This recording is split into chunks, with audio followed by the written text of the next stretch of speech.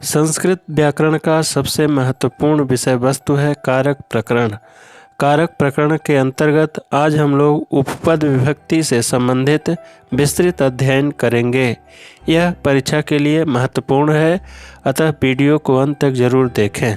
प्रिय विद्यार्थियों, संस्कृत व्याकरण से संबंधित महत्वपूर्ण वीडियो के प्लेलिस्ट का लिंक डिस्क्रिप्शन में दिया गया है। वह वीडियो इन स्क्रीन में भी मिल जाएगी, उसे आप देख सकते हैं।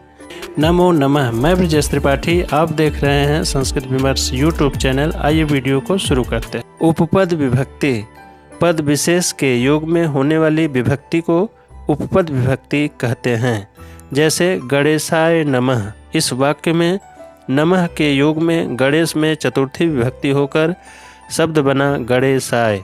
ग्रामम अभितः वृक्षाः सन्ति, यहाँ अभितः के योग में ग्राम में द्वितीय विभक्ति होकर शब्द बना है ग्रामम। ये उपपद विभक्तियाँ द्वितीय विभक्ति से लेकर सप्तमी विभक्ति तक होती हैं। द्वितीय की उपपद विभक्तियाँ अभितः परितः समया निक्सा हा प्रतियोगे अपि। अभितः दोनों तरफ, परितः चारों तरफ, समया समीप, निक्सा निकट, हा शोक अर्थ में, प्रति और या तरफ के योग में द्वितीय विभक्ति होती है। ये इसको उदाहरण से समझते हैं। जैसे ग्रामम अभितः राजमार्गम अस्ति, यहाँ अभितः का संबंध गांव से है, अतः अभितः के योग में ग्राम में द्वितीय विभक्ति होकर रूप बनता है ग्रामम। इसी तरह अन्य प्रमुख उदाहरण भी पूछे जाते हैं। ग्रामम परितः वृक्षाः सन्ति, परितः के योग में ग्रामम द्वितीय विभक्ति हुआ है। विद्यालयम समया नदी अस्ति, समया के योग में विद्यालय में द्वितीय विभक्ति विद्यालयम हो गया है। विद्यालयम निक्सा देवालयः अस्ति, निक्सा के योग में विद्यालय में द्वितीय विभक्ति होकर विद्यालयम हो गया है। मंदिरम प्रति गच्छति, प्रति के योग में मंदिर में द्वितीय विभक्ति होकर मंदिरम रूप बना है।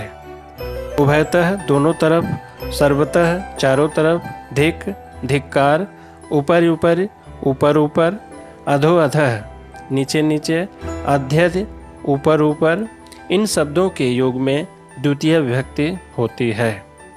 जैसे उभयतः कृष्णम गोपाः, यहाँ उभयतः का संबंध कृष्ण से है, अतः उभयतः के योग में कृष्ण में द्वितीय विभक्ति होकर कृष्णम रूप बना।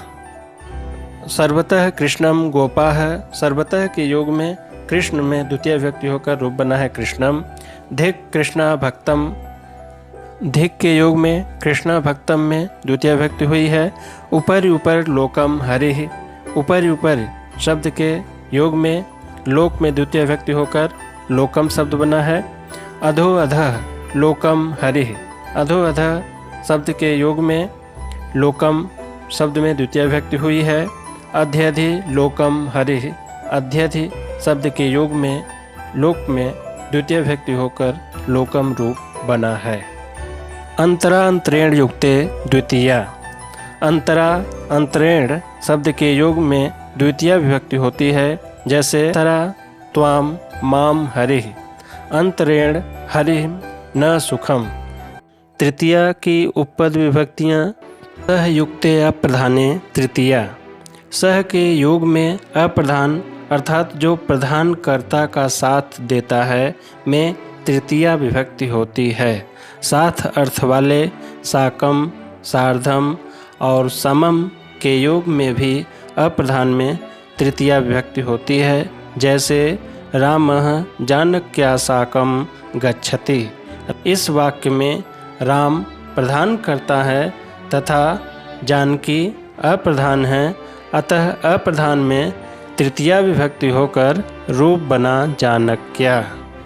पिता पुत्रेण सह आगतः, इस वाक्य में अप्रधान पुत्र में तृतीय विभक्ति होकर पुत्रेण बना है। अहम श्यामेन सह न गच्छामि में अप्रधान कर्ता श्याम में तृतीय विभक्ति होकर श्यामेन रूप बना है। एनांग विकारः, शरीर के किसी अंग में विकार दोष होने पर उस अंगवाची शब्द में तृतीया विभक्ति होती है। जैसे सह नेत्रेण काढ़ः अस्ति, यहाँ शरीर के अंग नेत्र में विकार होने पर नेत्र में तृतीया विभक्ति होकर नेत्रेण रूप बना। गोपालः पादेन खंजः, पैर में विकार होने से तृतीया विभक्ति होकर रूप बना पादेन। मोहनः कर्णाभ्याम बधिरः हस्ते, कर्ण में विकार होने से कर्ण में तृतीया विभक्ति होकर रूप बना कर्णाभ्याम।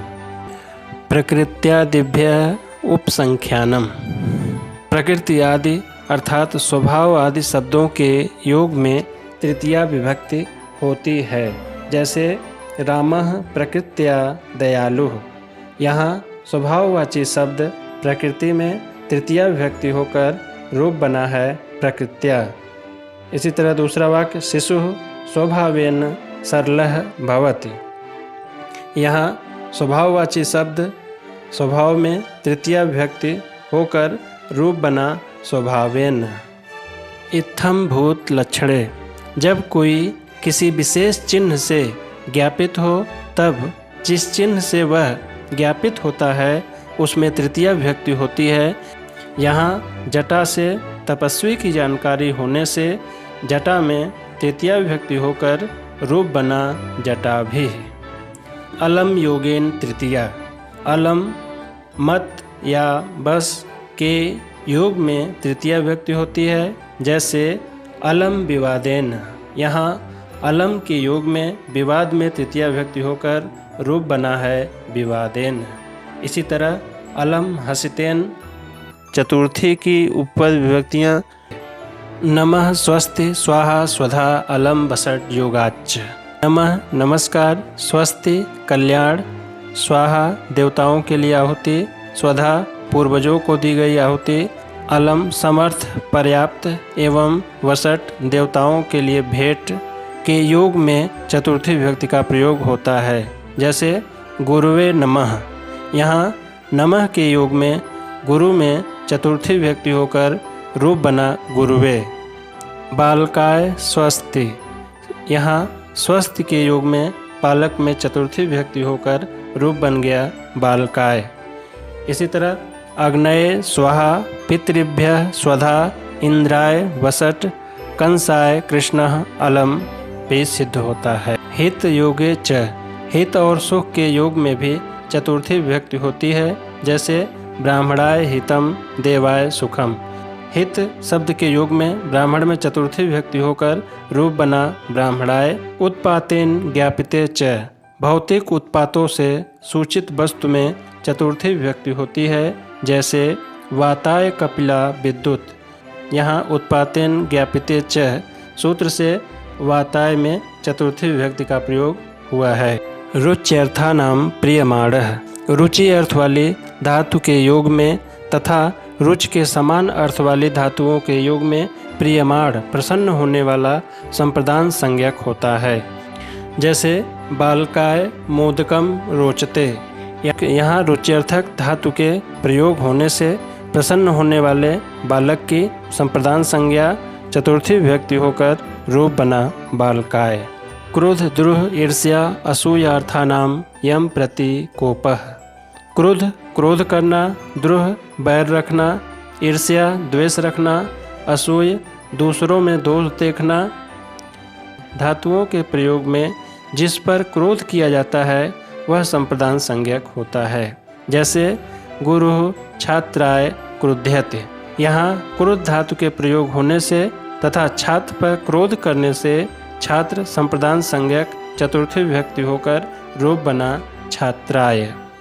रामः श्यामाय द्रुह्यते, दुर्जनः सज्जनाय ईर्ष्यते, माता पुत्राय न असूयते। स्पृहेरिप्सितः, स्पृह धातु इच्छा करना के योग में जिसकी इच्छा की जाए वह संप्रदान संज्ञक चतुर्थी विभक्ति होता है। जैसे रामः धनाय स्पृहयते, यहाँ स्पृह धातु के योग में धन की इच्छा की जा रही है, अतः धन की संप्रदान संज्ञा चतुर्थी विभक्ति होकर रूप बना धनाय। एक अन्य उदाहरण पुष्पेभ्यः स्पृहयते, स्पृह धातु के योग में पुष्प में चतुर्थी विभक्ति होकर रूप बना है पुष्पेभ्यः। पंचमी की उपपद विभक्तियाँ अन्य, भिन्न, अतिरिक्त, आरात, समीप या दूर, इतर, दूसरा, ऋते, बिना, दिशावाचक शब्द, पूर्व, दक्षिण आदि, अंशु से निष्पन्न दिशावाची शब्द जैसे प्राक, प्रत्यक आदि, आच या आही प्रत्यांत शब्द यथा दक्षिणा, उत्तरा, दक्षिणाहि, उत्तराहि इत्यादि के योग में पंचमी विभक्ति होती है। यथा कृष्णात् भिन्नः इतरो वा, यहाँ भिन्न या इतर के योग में कृष्ण में पंचमी विभक्ति होकर रूप बना कृष्णात्।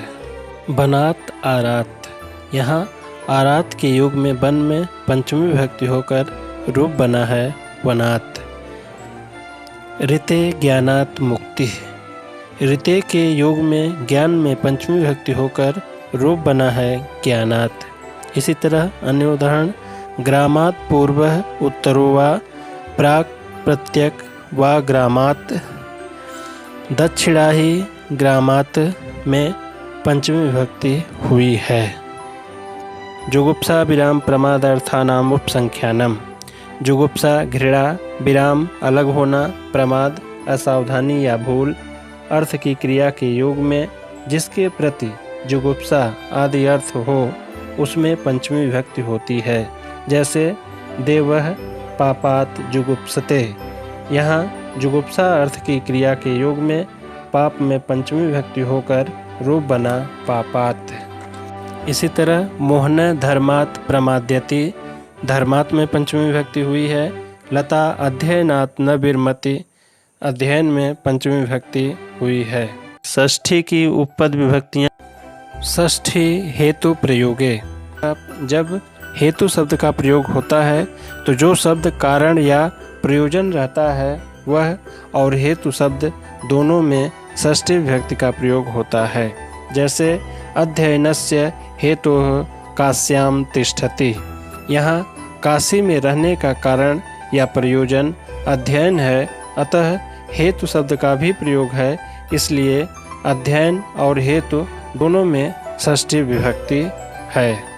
अन्य उदाहरण अन्नस्य हेतुः वसति, षष्ठी हेतु प्रयोग सूत्र से अन्यस्य और हेतुः दोनों में षष्ठी विभक्ति का प्रयोग है।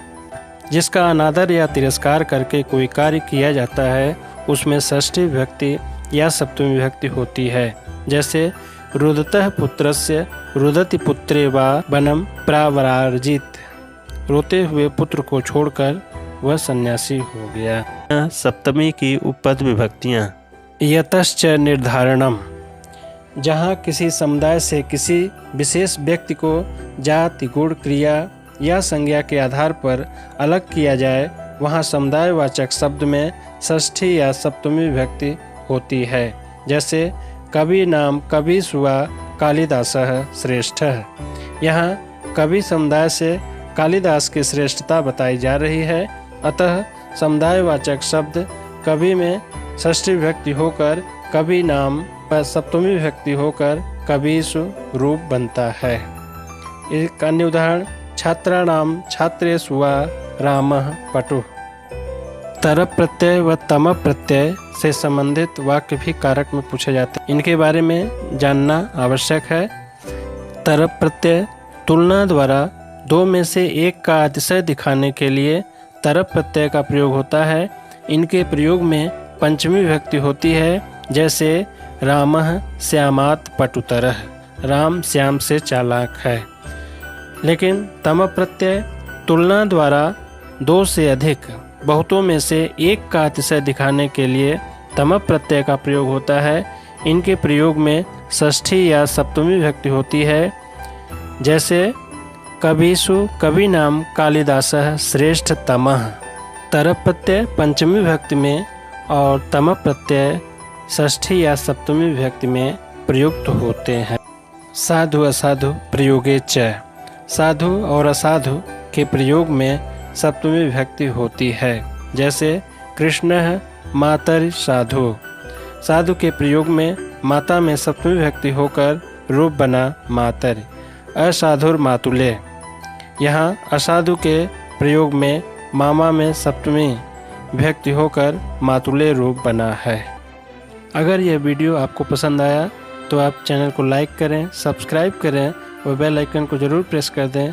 साथ ही कमेंट अवश्य करें। शुभम भूयात्। पुनर्मिलामः। धन्यवाद।